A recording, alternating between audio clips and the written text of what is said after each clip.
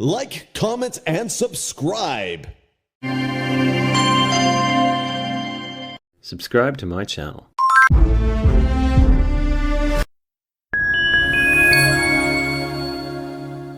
BBC breaking news द्वारा प्रस्तुत है 6 जनवरी 2026 दिन मंगलवार की ताजा खबर।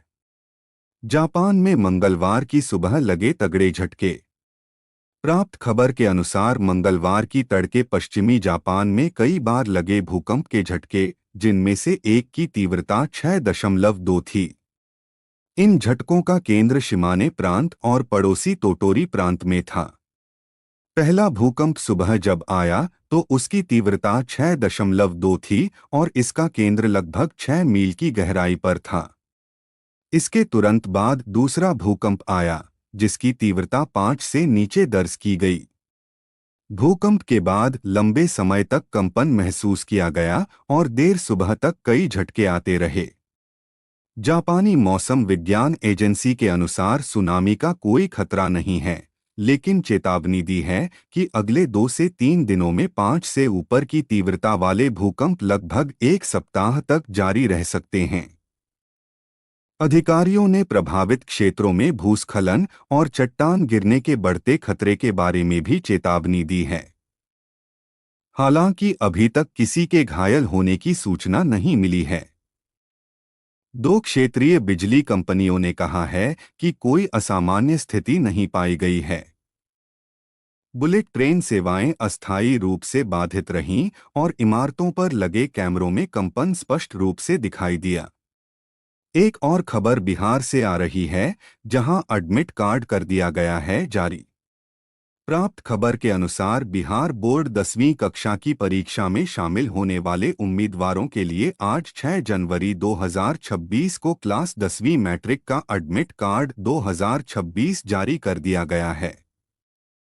प्रवेश पत्र को आधिकारिक वेबसाइट पर जारी किया गया है। स्कूल अधिकारी बोर्ड की ऑफिशियल एग्जामिनेशन वेबसाइट पर जाकर प्रवेश पत्र डाउनलोड कर सकते हैं। मालूम हो कि छात्रों को एडमिट कार्ड उनके स्कूलों से ही मिलेंगे।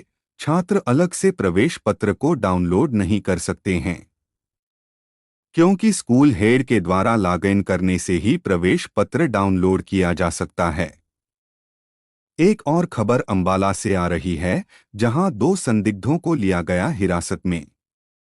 प्राप्त खबर के अनुसार हरियाणा पुलिस ने पाकिस्तान के लिए जासूसी करने के आरोप में 2 अलग अलग मामलों में 2 लोगों को गिरफ्तार किया है।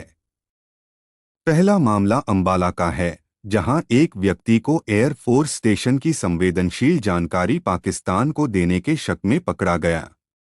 दूसरा मामला कैथल का है, जहां एक व्यक्ति को भारत पाकिस्तान संघर्ष के दौरान आईएसआई को जानकारी देने के आरोप में गिरफ्तार किया गया। पुलिस दोनों मामलों की जांच कर रही है और मोबाइल फोन से मिले सबूतों का कर रही है विश्लेषण। एक और खबर यूपी से आ रही है, जहां कैबिनेट बैठक में कई प्रस्ताव हुए पारित। प्राप्त खबर के अनुसार उत्तर प्रदेश में पैतृक संपत्ति का बंटवारा और किराएदार एग्रीमेंट करवाना अब और हुआ आसान। यूपी में पैतृक संपत्ति की अब सिर्फ 10,000 रुपये में होगी रजिस्ट्री। 5,000 रुपये का स्टाम्प और 5,000 रुपये की रजिस्ट्री फीस लगेगी।